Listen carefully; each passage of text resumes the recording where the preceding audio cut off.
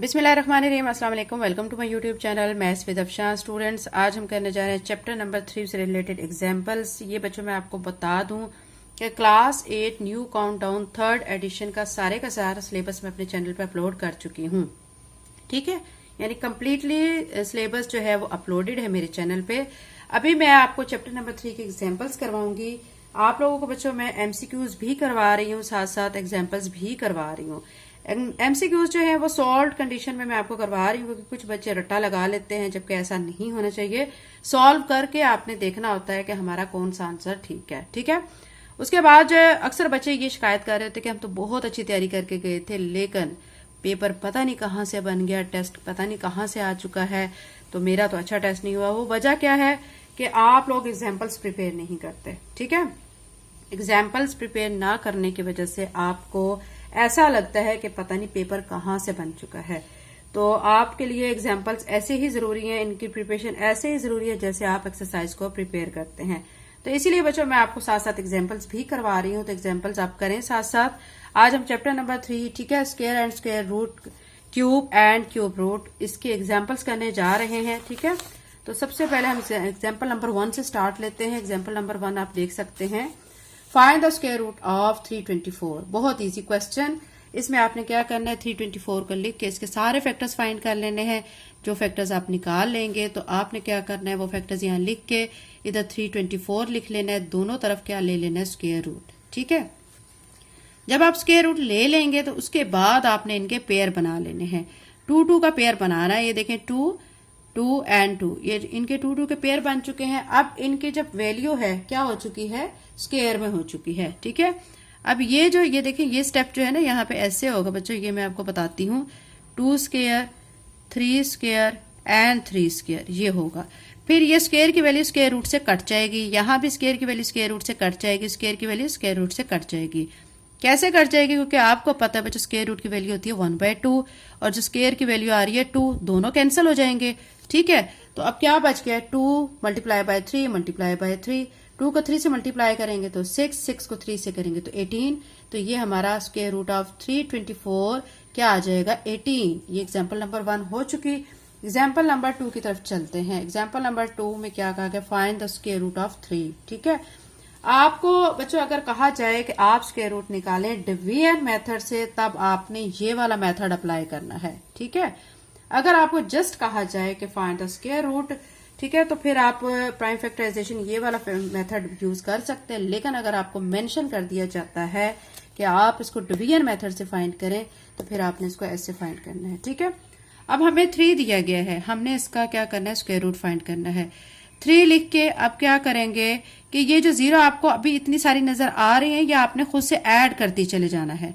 पहले तो आप क्या करेंगे कि यहाँ पे 2 0 का एक पेयर बना लेंगे। ठीक है, अब देखें यहाँ पे 2 0 का एक पेयर जब बन जाएगा, यहाँ पे 3 सिंगल रह जाएगा।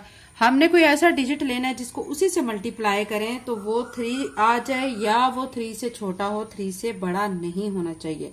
देखिए 1 को 1 से मल्टीप्लाई करते हैं तो 1 आ जाता है, लेकिन अगर 2 को 2 से मल्टीप्लाई करते हैं तो 4 आ जाता है।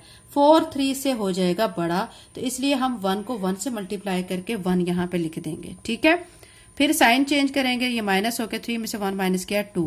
ठीक है, अब ये जो 1 है, इस 1 में ये दोनों ऐड हो जाएंगे, ऐड होने के बाद ये बन जाएगा 2। अब क्या करेंगे, ये 2 जो है, ठीक है, ये हम यहाँ पे जो माइनस करके 2 ला चुके हैं। अब यहाँ पे हमने जो एक पेयर लिखा हुआ था 0 का, वो 0 का पेयर अब हम यहाँ नीचे लेके आ जाएंगे। ये अब 200 बन चुका है। अब 2 के साथ कोई ऐसा डिजिट लेंगे जिसको उसी से मल्टीप्लाई करें तो हमारा 200 आ जाए, या अगर 200 नहीं आता है तो उससे छोटी टर्म आ जाए, उससे बड़ी नहीं होनी चाहिए। ठीक है, अब अगर 2 को 7 से, ठीक है, ये देखें 2 के साथ 7 लिखते हैं और उसी से उसे मल्टीप्लाई करते हैं, तो 7 को 7 से मल्टीप्लाई किया 49।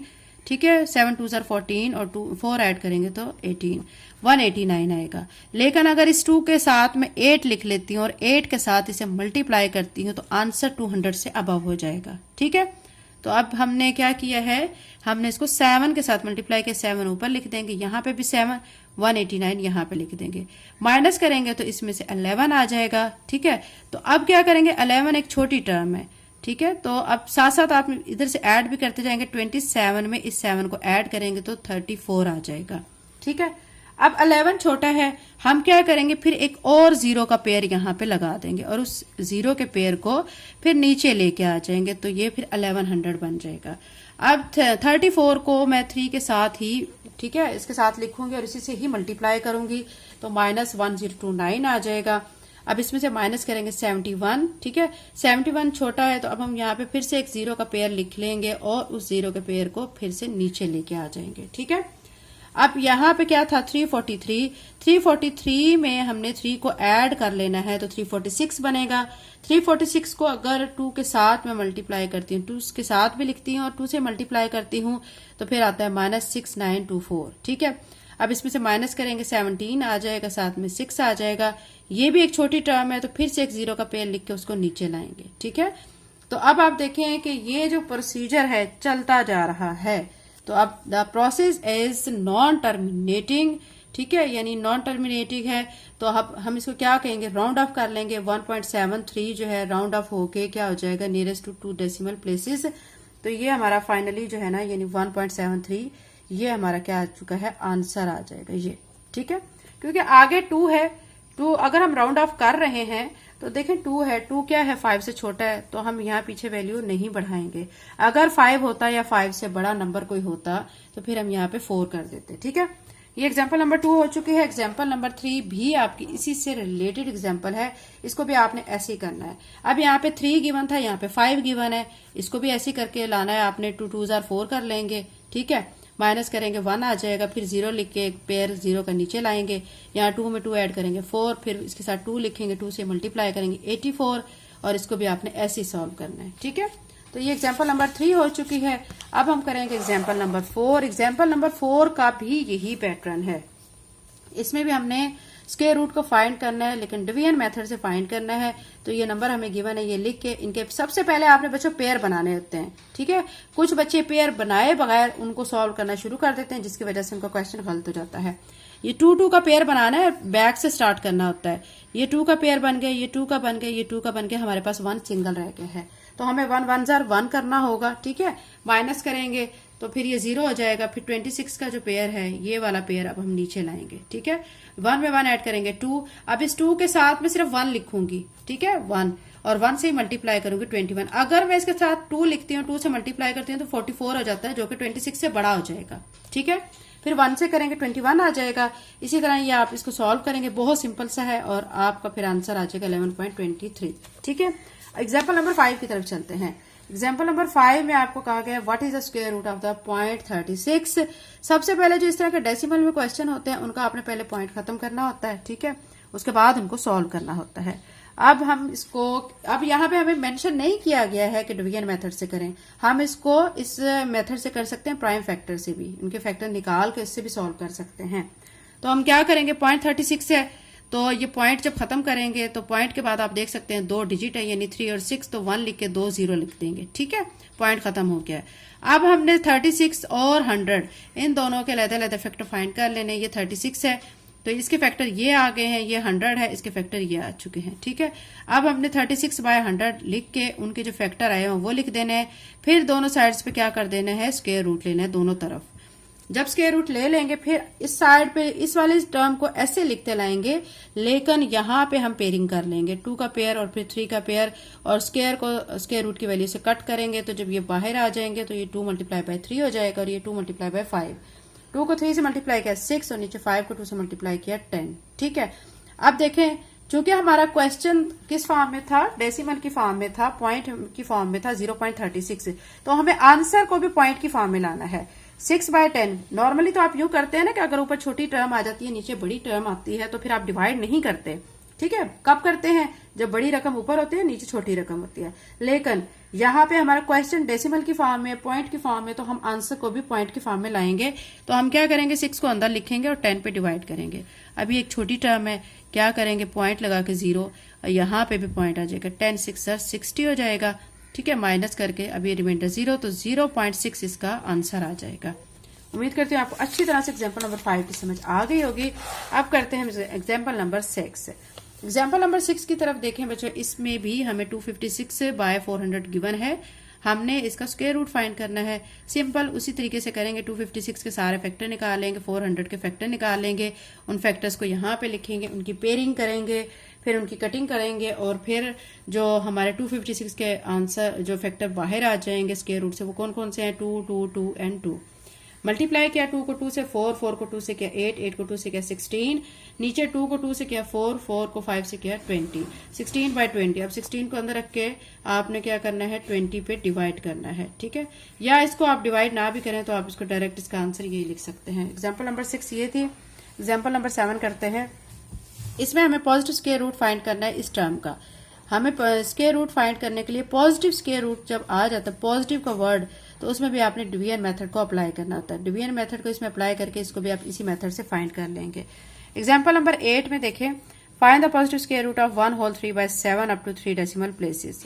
इसमें सबसे पहले आपने होल जो फॉर्म है, ठीक है, इसको खत्म करना, 7 1 से 7, इसमें 3 ऐड करेंगे, 10 बाय 7 हो जाएगा। दोनों तरफ आप स्क्वायर रूट लेंगे, फिर क्या करेंगे कि ये देखिए 10 बाय 7 है। अब इसमें हम क्या करेंगे, देखें नीचे भी हमने 7 से मल्टीप्लाई किया, ऊपर भी 7 से मल्टीप्लाई किया, तो 10 को 7 से मल्टीप्लाई किया 70, नीचे 7 को 7 से किया 49, ठीक है।